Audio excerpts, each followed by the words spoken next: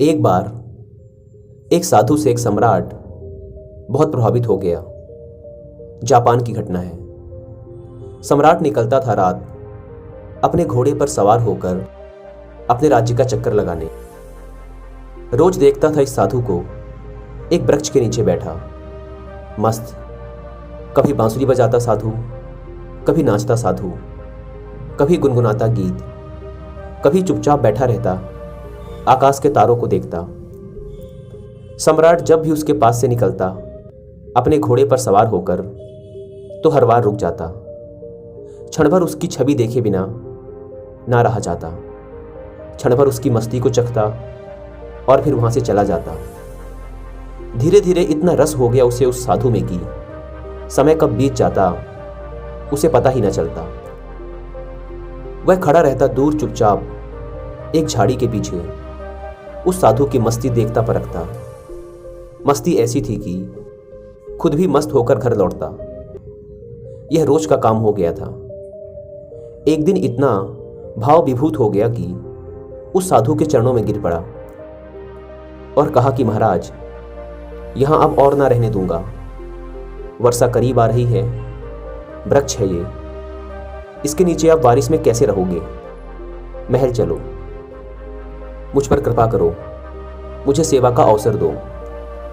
यह सुनते ही वह साधु तो उठकर खड़ा हो गया, अपनी झोली उठा ली और कहा चलो। यह देखकर सम्राट को बड़ा सदमा लगा। सम्राट कह तो रहा था कि महल चलो, लेकिन प्रसन्न होता यह सुनकर कि फकीर कहता कैसा महल, कहाँ का महल, हम जहाँ हैं वही मस्त हैं।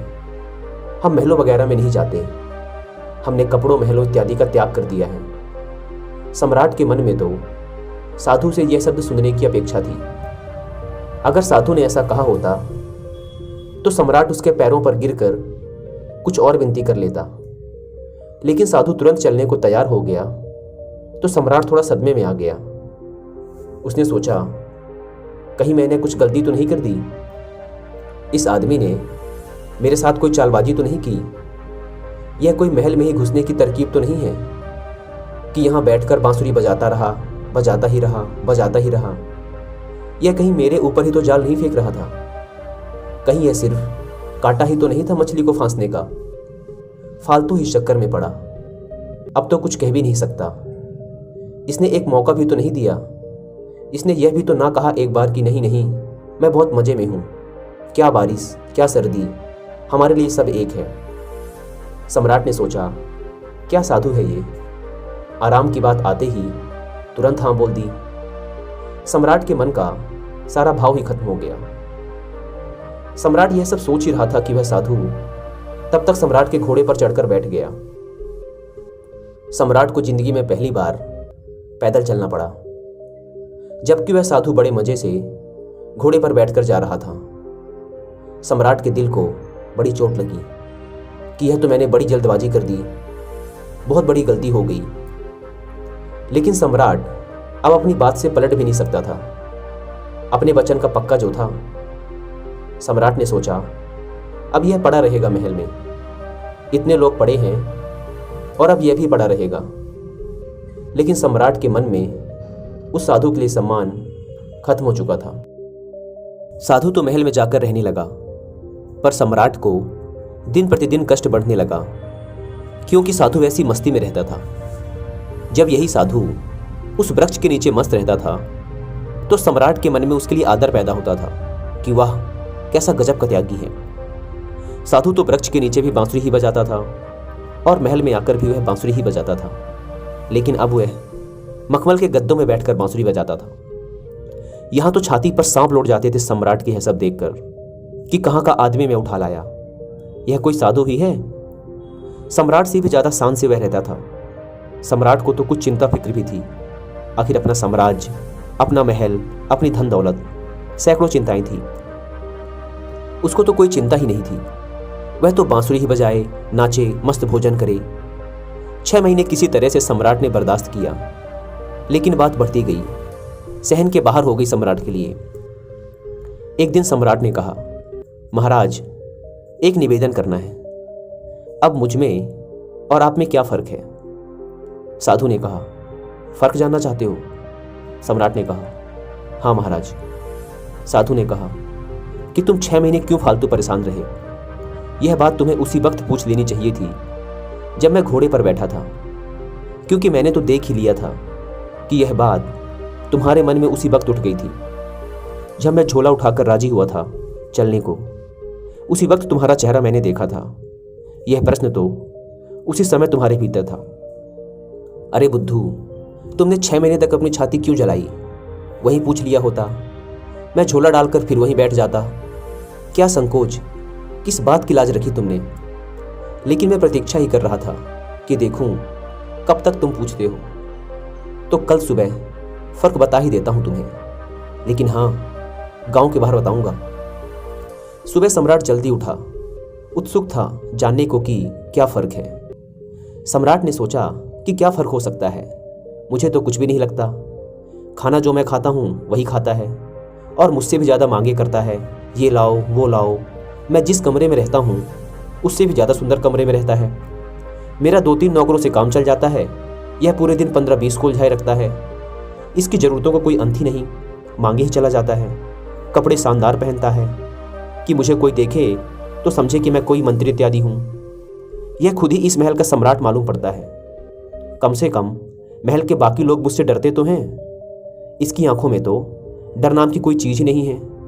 बस पूरे दिन बिना किसी चिंता के मस्त बांसुरी बजाता रहता है। अब देखूं तो आज क्या फर्क बतलाता है।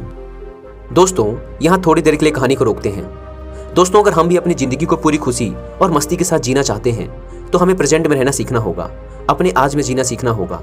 लेकिन यह सब एकदम से नहीं होगा। इसके लिए पहले हमें अपना माइंडसेट डेवलप करना होगा।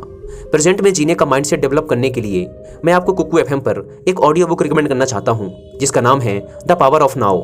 इसके अलावा कुकू एफएम पर एक दूसरी ऑडियो बुक है, हैप्पीनेस बाय डिजाइन। यह ऑडियो बुक आपको हैप्पी लाइफ के फंडामेंटल्स के बारे में काफ़ी बारीकी से समझाती है। इसके अलावा यदि आप अपनी जॉब और अपनी लाइफ को सही से मैनेज नहीं कर पा रहे, अपनी जॉब की वजह से काफ़ी स्ट्रेस में रहते हैं, तो मैं आपको एक और ऑडियो बुक रिकमेंड करना चाहूँगा, जिसका नाम है how to enjoy your life and your job. ये सारी ऑडियो बुक एक हैप्पी लाइफ जीने के लिए आपके माइंडसेट को डेवलप करने में आपकी मदद करेंगी। कुकू एफएम इंडिया का लीडिंग ऑडियो लिसनिंग प्लेटफॉर्म है, जहां पर आप किसी भी लैंग्वेज में बुक समरीज या पूरी बुक को सुन सकते हैं। कुकू एफएम के पूरे 1 साल का सब्सक्रिप्शन 399 रुपीज़ का है। लेकिन अगर आप मेरा कूपन कोड WI50 यूज़ करेंगे तो पहले 250 लोग जो इस ऐप को डाउनलोड करेंगे उन्हें 50% का डिस्काउंट मिलेगा और सिर्फ 199 रुपीज़ में पूरे 1 साल का सब्सक्रिप्शन मिलेगा। यानी कि जितने प्राइस में एक हाफ साइज का पिज्ज़ा भी नहीं आता, उतने में आप पूरे 1 साल तक सैकड़ों ऑडियो बुक सुन सकते हैं। मैं डिस्क्रिप्शन और पिन्ड कमेंट पर इस ऐप की लिंक दे देता हूँ, एक बार जाकर जरूर चेकआउट करें और इस ऐप को डाउनलोड करें। दोस्तों, हम अपनी कहानी पर वापस लौटते हैं। सम्राट पहुँच गया सुबह सुबह साधु के कमरे में।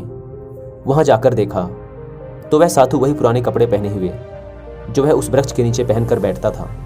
एक हाथ में अपना झोला व दूसरे हाथ में बांसुरी लिए तैयार खड़ा था। सम्राट ने कहा, चले महाराज। दोनों महल के बाहर निकल आए। चलते चलते गांव की नदी पार हो गई। कुछ देर बाद वे गांव के बाहर आ गए। सम्राट ने पूछा, अभी और कितना चलना है? साधु ने कहा, बस कुछ देर और। चलते चलते सुबह से दोपहर हो गई। सम्राट ने कहा, बस अब और आगे नहीं, जो भी कहना है यही कह दो। साधु ने कहा, मैं तो आगे चलता हूँ, तुम चलते हो कि नहीं? सम्राट ने कहा, मैं कैसे चल सकता हूँ? मेरा महल, मेरी बीवी, मेरे बच्चे, मेरी धन दौलत सब कुछ मुझसे जुड़े हुए हैं। मैं तुम्हारी तरह फकीर थोड़े ना हूँ जिसे किसी बात की कोई चिंता नहीं है। साधु ने कहा, बस यही फर्क है तुम में और मुझ में। मैं कहीं भी जा सकता हूँ, तुम नहीं जा सकते। मैं हर परिस्थिति में खुश रह सकता हूँ, लेकिन तुम नहीं। जब मैं उस वृक्ष के नीचे रहता था तब भी मस्ती से रहता था और अपनी जिंदगी के एक एक पल को जीता था। जब मैं महल चला गया तब मैंने वहाँ भी अपने इस अनमोल जीवन के एक एक क्षण को पूरी मस्ती और खुशी के साथ जिया। अब जब मैं कहीं और चला जाऊँगा तब भी ऐसे ही जीऊँगा। हम जहाँ जिस वक्त रहते हैं पूरी तरीके से वहीं रहते हैं। हम ना तो अपने बीते हुए कल के बारे में सोचकर पश्चाताप करते और ना ही भविष्य की चिंता करके अपने वर्तमान को खराब करते। हम तो बस आज में जीते हैं, क्योंकि हम समझ चुके हैं कि जीवन तो आज में है, अभी इसी पल को जीने में है। बस यही छोटा सा फर्क है तुम में और मुझ में कि तुम्हें परिस्थितियां चलाती हैं और हम परिस्थितियों को चलाते हैं। तुम खुश रहोगे या दुखी, यह तुम्हारे आसपास होने वाली घटनाओं पर निर्भर करता है, लेकिन हमारे लिए ये घटनाएं जिंदगी के सफर का एक हिस्सा मात्र हैं। अचानक सम्राट को महसूस हुआ कि अरे, यह मैंने क्या कर दिया, इतने अद्भुत आदमी को गंवा दिया। 6 महीने इसके साथ सत्संग भी न कर पाया। सत्संग करता भी क्या खाक। मेरे मन में तो यही चल रहा था कि यह तो एकदम साधारण आदमी निकला, खोटा सिक्का निकला, जिसके ऊपर सोने की पालिश पुती हुई थी, लेकिन अंदर से मिट्टी निकला। तुरंत ही सम्राट ने साधु के पैर पकड़ लिए। बोला, नहीं महाराज, आगे नहीं जाने दूंगा। साधु ने कहा, देख, मुझे कोई परेशानी नहीं है। ये रहा तेरा घोड़ा, मैं फिर इसी में बैठकर महल वापस चल दूंगा, लेकिन फिर तुझे परेशानी होगी। ऐसा सुनते ही फिर सम्राट के मन में वही विचार आया कि अरे, यह साधु तो फिर आसानी से मान गया। साधु ने सम्राट के चेहरे की तरफ बड़े ध्यान से देखा, फिर बोला, लेकिन नहीं, अब मैं नहीं आऊँगा, क्योंकि तू फिर नहीं सुधरेगा। फिर तुझे परेशानी होगी और तू फिर से चिंता में पड़ जाएगा। हमारा क्या, हम तो सन्यासी हैं। हमारे लिए महल और जंगल सब एक जैसे हैं। हमें कोई भी समस्या नहीं है, क्योंकि जिसे समस्या है वह सन्यासी ही नहीं। मेरी बांसुरी जैसे महल में बजती थी, वैसे ही जंगल में भी बजेगी और बजती ही रहेगी। यह कहकर वह साधु वहाँ से चल देता है और सम्राट वहीं खड़ा खड़ा उस साधु को जाता हुआ देखता रहता है।